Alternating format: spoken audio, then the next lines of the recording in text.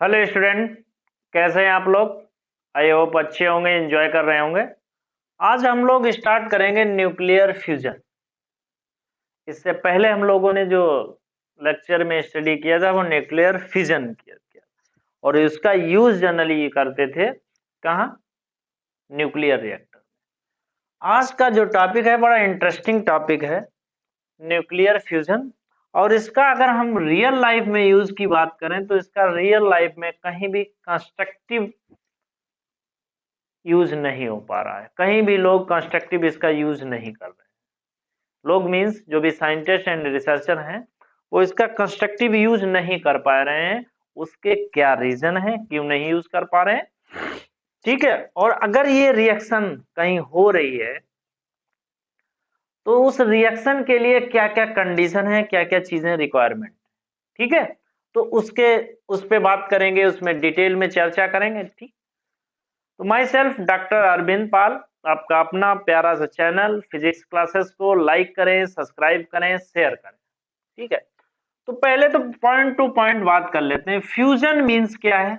जो डिफिनीशन थी previous lecture में कि दो स्मॉल न्यूक्लियाई हैं, क्या करें, कंबाइंड हो रहे हैं टुगेदर, एक हैवी न्यूक्लियाई बनाते हैं। तो इस फिनोमिना को बोलते हैं जनरली फ्यूजन बोलते हैं। तो इसको क्या जनरली बोलते हैं, इसमें थर्मो न्यूक्लियर रिएक्शन भी बोलते हैं। फ्यूजन को क्या बोलते हैं, थर्मो न्यूक्लियर रिएक्शन। तो थर्मो मींस टेम्परेचर। इस रिएक्शन को अगर कहीं कराना है तो हमें हाई टेम्परेचर के रिक्वायरमेंट, ठीक है, न्यूक्लियर फ्यूज रिएक्शन में। दूसरा, इस रिएक्शन को और भी बोलते हैं, क्या बोलते हैं, एक्सोथर्मिक प्रोसेस।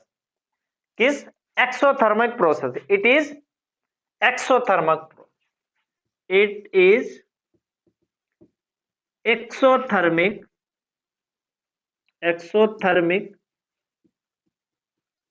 प्रोसेस। तो दो टाइप के प्रोसेस होते हैं कि एंडोथर्मिक प्रोसेस होता है और एक एक्सोथर्मिक प्रोसेस होता है। तो इस केस में एक्सोथर्मिक प्रोसेस होता है, इसको थर्मल न्यूक्लियर रिएक्शन भी बोलते हैं। अब ये जनरली रिएक्शन क्या है, इसकी डिफिनीशन क्या बोलती है, ये डिफिनीशन कर रही है the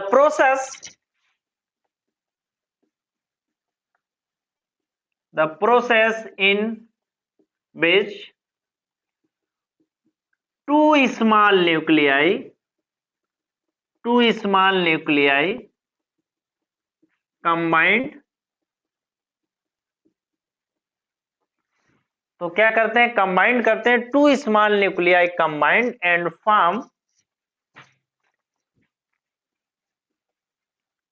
form a heavy nuclei.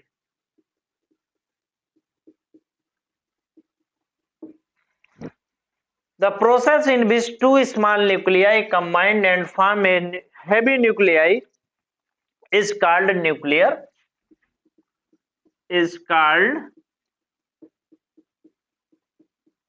Nuclear fusion. तो इसको न्यूक्लियर फ्यूजन बोलते हैं, ठीक है। तो इससे पहले एग्जाम्पल ले लेते हैं। हम लोगों ने जो पढ़ा था कि सपोज दैट हाइड्रोजन का कोई आइसोट 1s1 प्लस 1s1 कंबाइंड हो रहा है और क्या बना रहा है, ये बना रहा है 1s2 प्लस एंटी न्यूट्रिनो, उसके साथ में एंटी न्यूट्रिनो जब भी जनरेट करेगा उसके साथ में न्यूट्रिनो जनरेट होगा, प्लस 0.042 मेगा इलेक्ट्रॉन, 0.442 या 0.45 मेगा इलेक्ट्रॉन वोल्ट जो है वो एनर्जी रिलीज होगी। तो इसमें क्या है, हाइड्रोजन के आइसोटोप 1s1 प्रोटॉन जिसे बोलते हैं कंबाइंड हो रहे हैं और ड्यूट्रॉन में कन्वर्ट हो रहे हैं। उसके साथ में एक पॉजिट्रॉन जनरेट होता है और एक न्यूट्रॉन जनरेट होता है, plus something amount of energy जो है वो रिलीज होती है। अगर हम इसमें बात करें, इसमें कितने प्रोटॉन है, न्यूट्रॉन कितने हैं, 0। इसमें न्यूट्रॉन तो 0 है, इसमें भी प्रोटॉन है। अभी यहाँ पे बात करें, यहाँ पे प्रोटॉन 1 है, न्यूट्रॉन की बात करें, न्यूट्रॉन भी 1। तो हम यहाँ देख रहे हैं, यहाँ जो दो प्रोटॉन थे एक साइड में, तो ये प्रोटॉन है किसमें कन्वर्ट हो गया, न्यूट्रॉन में। ठीक है, तो इनसाइड द प्रोसेस अगर हम बात करें कि प्रोटॉन है वो न्यूट्रॉन में कन्वर्ट हो रहा है। ठीक है, प्रोटॉन क्या हो रहा है, न्यूट्रॉन में कन्वर्ट हो रहा है। अब ये प्रोटॉन न्यूट्रॉन में कन्वर्ट हो रहा है, इसकी क्या कंडीशन है, या हम कहें कि ये जो रिएक्शन है, when this reaction take place, उसके लिए कंडीशन क्या है, तो उसके लिए क्या होना चाहिए, हाई टेम्परेचर रिक्वायरमेंट है। कितना टेम्परेचर होना चाहिए, temperature should be near about 10 की पावर 9 केल्विन। तो condition for nuclear fission, condition for nuclear fusion, तो पहली कंडीशन है, पहला है it required very high temperature, it required very high temperature, और जो कि नियर अबाउट 10 की पावर 9 केल्विन। कितना, 10 की पावर 9 केल्विन, तो बहुत ज्यादा टेम्परेचर हो गया। अब इतना टेम्परेचर जो है वो किसी भी मटेरियल को दे दिया जाए तो वो किस स्टेट में कन्वर्ट हो जाएगा, वो प्लाज्मा स्टेट में हो जाएगा, प्लाज्मा स्टेट। तो जनरली मैटर की कितनी स्टेट होती हैं, सॉलिड, लिक्विड, गैस, और fourth state is plasma state. मतलब इतना टेम्परेचर हो कि वो प्लाज्मा स्टेट में नियर अबाउट कन्वर्ट हो जाए। तो रियल लाइफ में इसलिए पॉसिबल नहीं कि इतने हाई टेम्परेचर को किस कंटेनर में, ऐसा कोई कंटेनर होना चाहिए जो इतने हाई टेम्परेचर को सस्टेन करे। तो ऐसा कोई टेम्परेचर तो है नहीं जो इतने हाई टेम्परेचर को सस्टेन कर सके। ठीक है, तो रियल लाइफ में तो बड़ा मुश्किल है। ठीक है, बट हाइड्रोजन बम के विस्फोट से इतने टेम्परेचर को मेंटेन कर सकते हैं। मतलब अगर हमें न्यूक्लियर फ्यूजन रिएक्शन स्टार्ट करनी है तो हमें क्या करना पड़ेगा, हमें हाइड्रोजन बम का विस्फोट करना पड़ेगा, और उस हाइड्रोजन बम के विस्फोट से जो टेम्परेचर है वो इतना मेंटेन होगा, और फिर ये न्यूक्लियर फ्यूजन जो है वो पॉसिबल हो सकता है, अदरवाइज नहीं हो सकता, क्योंकि इतना हाई टेम्परेचर अदर नहीं हो सकता। अब इस हाई टेम्परेचर से क्या हो रहा है, अब देखो ये प्रोटॉन है, ये प्रोटॉन है, दो प्रोटॉन है। अब दो स्मॉल न्यूक्लियाई कब पास आ जाएंगे भाई, दो स्मॉल न्यूक्लियाई जब भी पास पहुंच जाएंगे, इसके और इसके बीच में ये प्रोटॉन, ये न्यूक्लियाई और ये दो स्मॉल न्यूक्लियाई के बीच में फोर्स क्या लग रहा है, जो फोर्स लग रहा है कूलाम फोर्स लग रहा है। ठीक है, क्या लग रहा है, जैसे आप इन न्यूक्लियाई को, जैसे ये दो पेन है, ये स्मॉल न्यूक्लियाई मान लो, तो इनके बीच में कूलाम फोर्स लग रहा है। जैसे ही आप पास इन्हें लाओगे तो कूलाम रिपल्सिव फोर्स क्या करेगा, इन्हें दूर कर देगा। क्या कर देगा, इन्हें दूर कर देगा। इतनी काइनेटिक एनर्जी अगर इन दोनों न्यूक्लियाई की है, अगर इनकी काइनेटिक एनर्जी इतनी हो कि जो कूलाम फोर्स इनके बीच में लग रहा है उसको क्या कर दें, ये ओवरकम कर दें, तब तो ये पॉसिबिलिटी है कि तो ये कंबाइंड होकर एक हैवी न्यूक्लियाई में कन्वर्ट हो जाए। ठीक है, तो वो क्या करता है, हाई टेम्परेचर, इनको काइनेटिक एनर्जी कहते हैं, दो न्यूक्लियाई हैं तो इनको पकड़ के तो पास नहीं लाते हैं, क्योंकि इनका साइज बहुत ही स्मॉल होता है, जो सुई की टिप के बराबर ही होता है, नियर अबाउट। तो क्या कर दिया जाता है, इनको हम हाई टेम्परेचर देते हैं, तो इसको भी काइनेटिक एनर्जी दे दी, दोनों को काइनेटिक एनर्जी दे दी। तो वो काइनेटिक एनर्जी क्या करेगा, जो कूलाम फोर्स लग रहा है दोनों न्यूक्लियाई के बीच में, उस कूलाम फोर्स को ओवरकम कर देगा और कंबाइंड होकर एक हैवी न्यूक्लियाई में कन्वर्ट हो जाएगा। ठीक है, तो it required very high temperature near about 10 की पावर 9, जो कि प्लाज्मा स्टेट हम उसे बोल सकते हैं। तो पहली तो एक कंडीशन हो गई। सेकेंड क्या है, हाई डेंसिटी और हाई डेंसिटी और हाई प्रेशर, और प्रेशर मतलब हाई डेंसिटी और प्रेशर जो है इंक्रीज increase to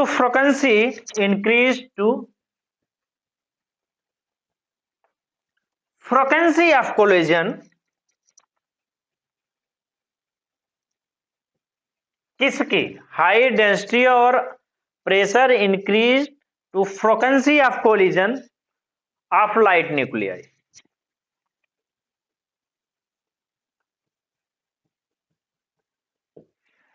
ठीक है, एंड तो क्या हो जाएगा भाई, आपने क्या दिया, हाई डेंसिटी दे दी, प्रेशर दे दिया, increase to frequency collision of light nuclei, उससे क्या आएगा, hence and hence increase the rate of fusion and hence increase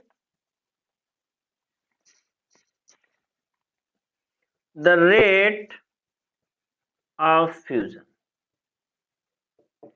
तो इतना हाई टेम्परेचर अर्थ पे तो कहीं पॉसिबल हो नहीं सकता है, तो इसलिए इस इक्वेशन का कहीं यूज नहीं करते, हो ही नहीं पाता है।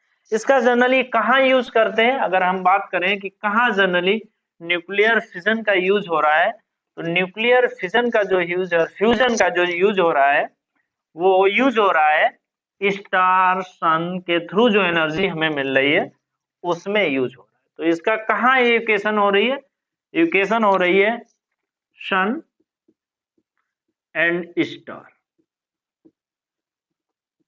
दो सन और स्टार्स के थ्रू जो एनर्जी में हमें मिल रही है उसमें जनरली इनका यूज होता है। अब हम देखते हैं कि सन और स्टार में कितना टेम्परेचर, जो सन का एवरेज टेम्परेचर कितना है, the average temperature of sun core, the average temperature of sun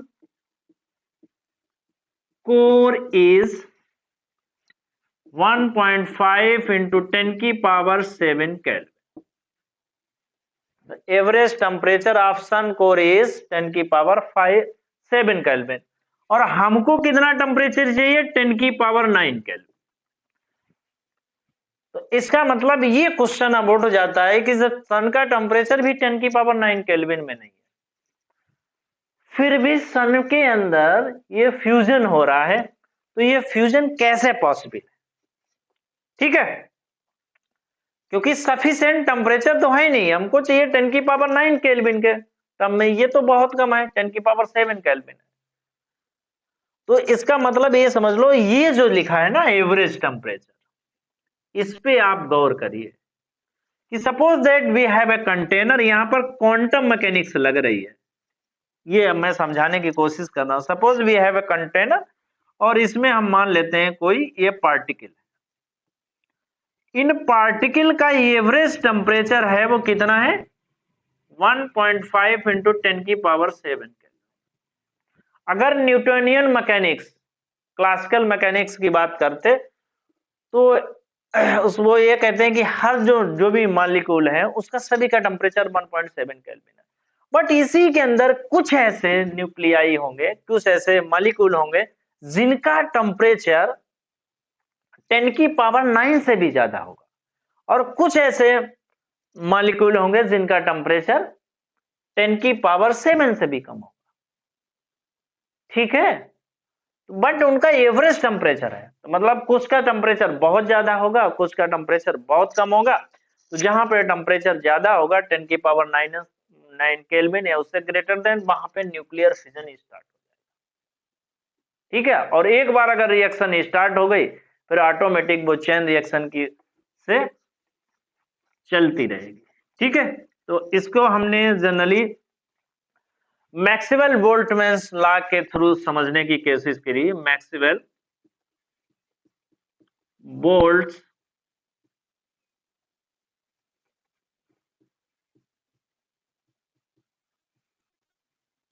Maxwell Boltzmann law, और किसके लिए, गैसेस के लिए। तो वहां पर हमने ये देखा था, इस टाइप का कुछ ग्राफ आया,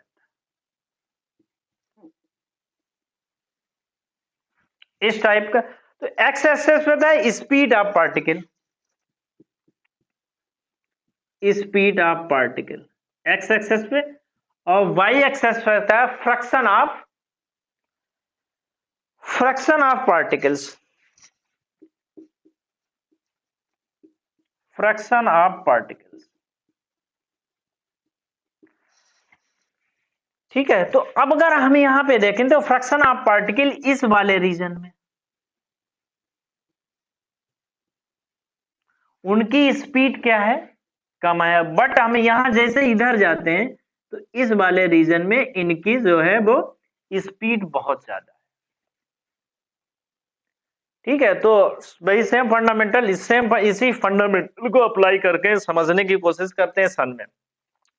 तो average temperature of sun core is 1.57 kelvin, but fusion start करने के लिए हमें जो टेम्परेचर रिक्वायरमेंट है 10 की पावर 9 केल्विन, ठीक है। तो ये एवरेज टेम्परेचर है, इट मीन सन में कहीं कहीं टेम्परेचर 10 की पावर 9 केल्विन से भी ज्यादा होगा, और जब 10 की पावर 9 केल्विन से ज्यादा होगा तो इसका मतलब जो इक्वेशन स्टार्ट करने में कोई प्रॉब्लम नहीं होगी, और इक्वेशन ये फ्यूजन सन या स्टार में ऑटोमेटिक स्टार्ट हो जाएगा, ठीक है। तो हम बात करते हैं कि सन में जो फ्यूजन होता है वो किसकी वजह से होता है। The fusion in sun take place due to different cycles, cycle कहें ऑपरेशन कहें। तो पहला है proton proton cycle, proton proton cycle. Second है carbon nitrogen cycle, carbon nitrogen cycle. तो केवल एक साइकिल इसकी बात कर लेते हैं। प्रोटॉन प्रोटॉन साइकिल के केस में क्या होता है, प्रोटॉन प्रोटॉन के साइकिल के केस में तो हम बात करते हैं प्रोटॉन प्रोटॉन साइकिल की। Proton proton cycle, proton proton cycle. तो 1H1 ये कोई प्रोटॉन है, दूसरा ये है, और ये कंबाइंड करते हैं क्योंकि इन्हें टेम्परेचर मिल पा रहा है 10 की पावर 9 केल्विन जो रिक्वायरमेंट है, ये कन्वर्ट हो जाते हैं 1H2 plus beta particle plus neutrino plus 0.042 mega electron volt energy. इसमें कितने प्रोटॉन है, इसमें 1 प्रोटॉन है, इसमें भी 1 प्रोटॉन है। अगर हम यहाँ बात करें कि 1 प्रोटॉन है या न्यूट्रॉन, तो एक प्रोटॉन है वो न्यूट्रॉन में कन्वर्ट हो गया, और जनरली जो एनर्जी मिली 0.042 मेगा इलेक्ट्रॉन वोल्ट, ठीक है। अब ये बीटा पार्टिकल या पॉजिट्रॉन, या इसे बीटा पार्टिकल को ये भी लिखते हैं,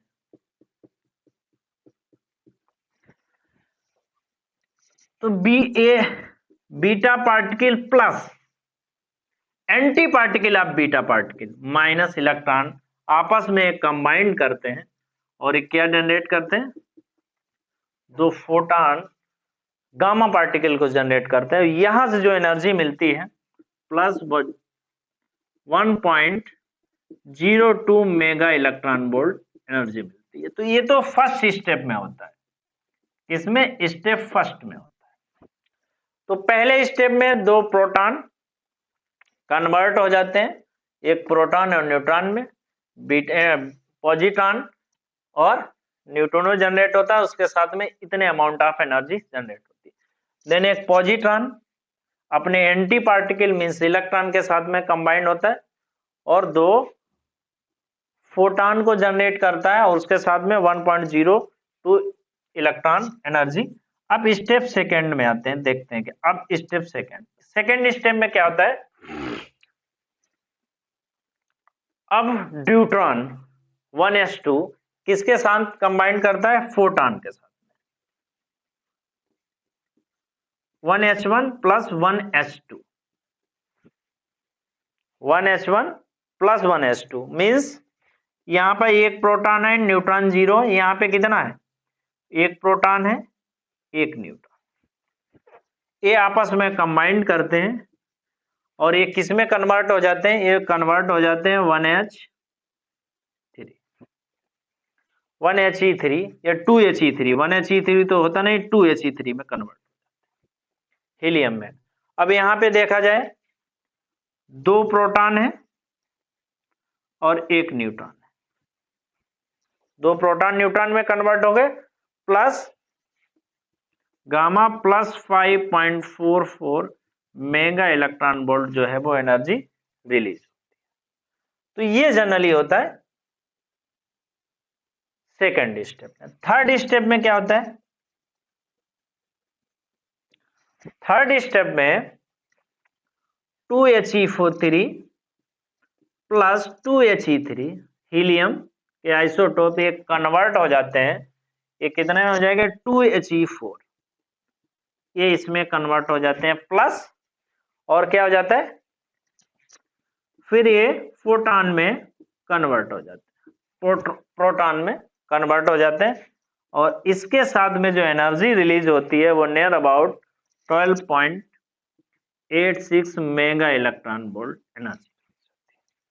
अब यहां पर बात करें, इसमें दो प्रोटॉन है, it means proton proton neutron, same proton proton और न्यूट्रॉन। तो दो प्रोटॉन हुए। टोटल प्रोटॉन की अगर हम बात करें तो कितने हो गए हमारे पास? यहां पर देखते हैं, प्रोटॉन प्रोटॉन न्यूट्रॉन न्यूट्रॉन, इसमें से माइनस करो, न्यूट्रॉन हो जाएगा। यहां पर 1 प्रोटॉन 1 प्रोटॉन। तो कितने प्रोटॉन है?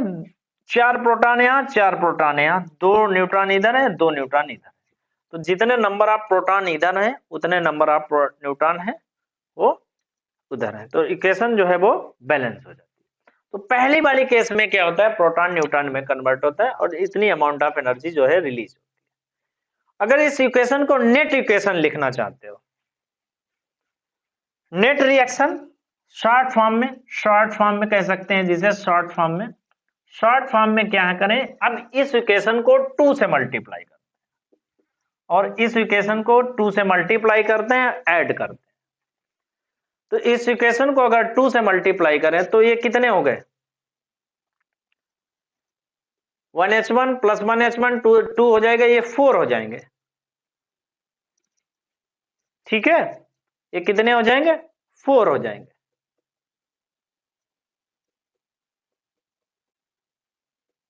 ठीक है, तो हो जाएगा 4 इंटू 1H1 प्लस इक्वेशन है 2 इंटू ई, और यहां से इलेक्ट्रॉन। या तो चाहो तो इस शॉर्ट फॉर्म में लिख दो, या आप इस इक्वेशन में लिख सकते हैं। तो प्रोटॉन प्रोटॉन साइकिल और कार्बन न्यूट्रॉन साइकिल की वजह से सन और स्टार में जो है वो न्यूक्लियर फ्यूजन होता है, और उससे हमें ऑटोमेटिक एनर्जी जो है वो मिलती रहती है। Huge amount of energy is available. ठीक है, यहां तक कोई दिक्कत नहीं आनी चाहिए। अगर अब आपसे कोई क्वेश्चन पूछ दे कि हमारे पास फ्यूजन हो रहा है, फिजन हो रहा है, और दोनों किसके 1 एटॉमिक मास यूनिट से किसके थ्रू ज्यादा एनर्जी मिल रही है, तो क्वेश्चन हमारे पास है विच रिलीज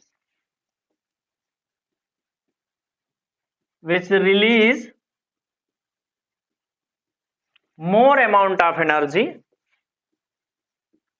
more amount, आपसे पूछ रहे हैं, ये दिया है फिजन, सेकेंड में दिया फ्यूजन, और थर्ड दिया है बोथ सेम।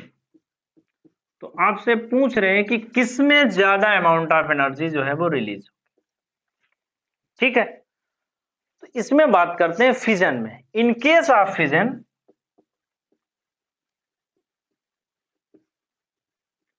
किसका यूज करते हैं? कौन से फ्यूल का यूज करते हैं? यूरेनियम। किसका? In case of fission uranium is used as fuel.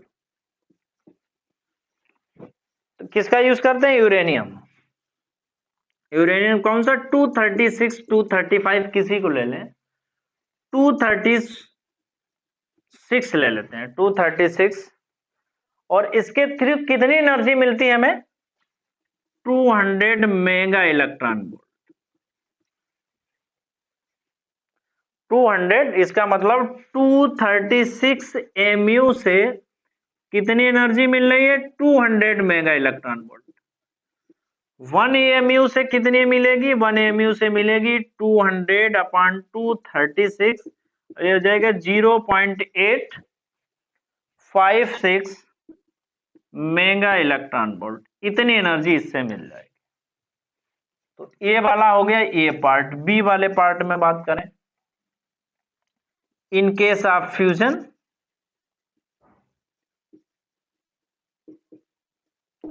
In case of fusion कितनी एनर्जी मिलती है? इन case of fusion 4 into 1H1 nuclei, और इससे कितनी एनर्जी मिल रही थी? इससे मिल रही थी 26.7 mega electron volt. It means हम कह सकते हैं, क्योंकि इसका मास तो 1 नियर अबाउट होता है, 4 AMU से जो एनर्जी मिल रही है वो 26.7 मेगा इलेक्ट्रॉन वोल्ट। 1 AMU से कितने एटॉमिक मास यूनिट से मिलेगी? 26.7 बाई 4, तो हो जाएगा 6.7 मेगा इलेक्ट्रॉन वोल्ट 1 AMU। तो देख लो किससे ज्यादा एनर्जी मिल रही है। इन केस ऑफ फ्यूजन से ज्यादा energy 1 atomic mass unit per unit mass unit से ज्यादा एनर्जी मिलती है किसमें? फ्यूजन। इसका मतलब क्या हुआ? इसका मतलब यह हुआ कि सपोज दैट हमारे पास कोई पैकेट है 10 किलो का, एक में यूरेनियम है और दूसरे में हाइड्रोजन है, ठीक है? तो आपसे कहा जाए कि किससे ज्यादा एनर्जी मिलेगी, तो उस केस में पर यूनिट मास में हमें हाइड्रोजन के थ्रू ज्यादा एनर्जी मिलेगी। ठीक है भाई, इतनी बात समझ गए कि नहीं? अच्छा, ठीक है, तो इसको मिटा दे, नोट करो। एक छोटा टॉपिक है कि what do mean by nuclear energy state. As we know that nucleus is explained only on the basis of the quantum mechanics. It is not explained on the basis of the classical physics. Or as we know that in the quantum mechanics or quantum physics, energy level are discrete. Discrete means alag-alag. But in case of classical physics, energy level are continuous. So in the nucleus, in the nuclei, nuclear या nuclei, in the nuclei only proton and neutron are inside the nuclei. So inside the nuclei and proton and neutron, they are in discrete energy state. ठीक है? The neutron and proton, कौन से? Neutron and protons move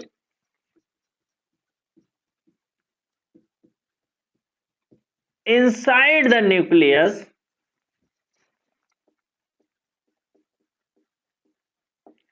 in discrete energy state.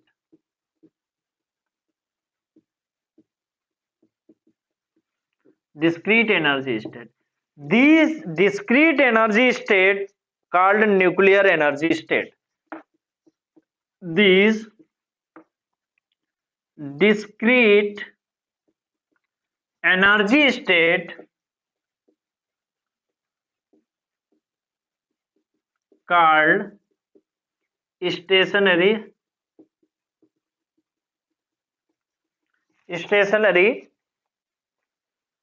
nuclear energy state.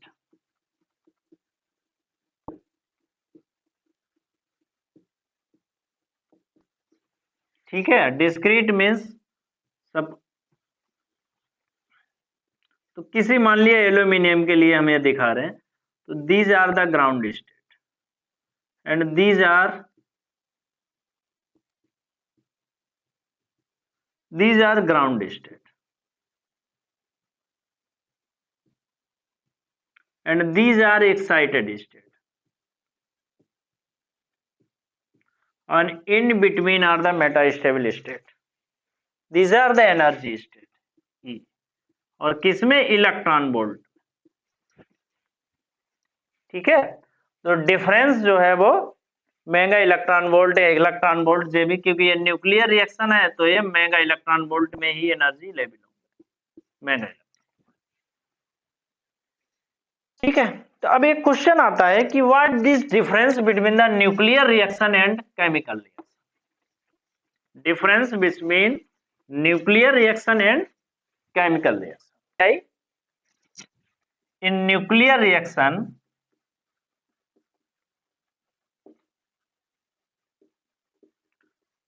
proton and neutron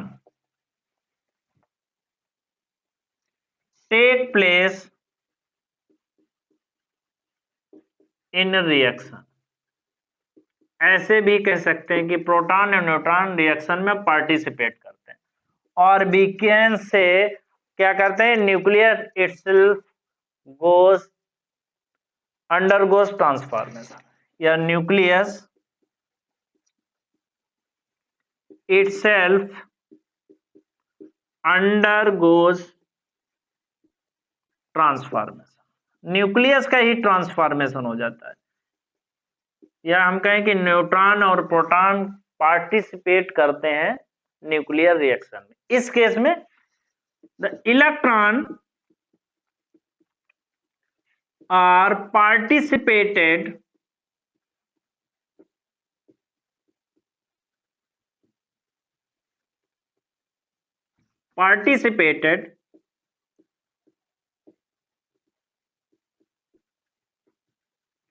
in reaction. इसमें electron जो कि outer orbital में होते हैं, और इसमें न्यूक्लियर रिएक्शन में जो प्रोटॉन और न्यूट्रॉन इनसाइड द न्यूक्लियस होते हैं वो पार्टिसिपेट होते हैं। सेकेंड, किसके केस में ज्यादा एनर्जी रिलीज होती है? इस केस में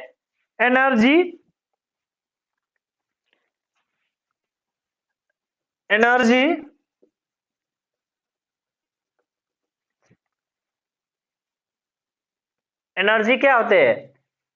energy involve in huge amount, और इस केस में एनर्जी इन्वॉल्वमेंट जो होता है, energy involve in small amount. ठीक है, तो बेसिकली यही डिफरेंस। तो आप लेक्चर के थ्रू जाइए, स्टडी करिए, नोट्स बनाइए। ठीक है, तो आज लेक्चर को यहीं फिनिश करते हैं। तो आप चैनल को लाइक करें, शेयर करें, सब्सक्राइब करें, और अपने दोस्तों के साथ में जो भी आपने स्टडी की है उसको क्या करें? शेयर करें। उनसे कुछ इंफॉर्मेशन आप लें और कुछ इंफॉर्मेशन आप उनको दें। Thank you so much.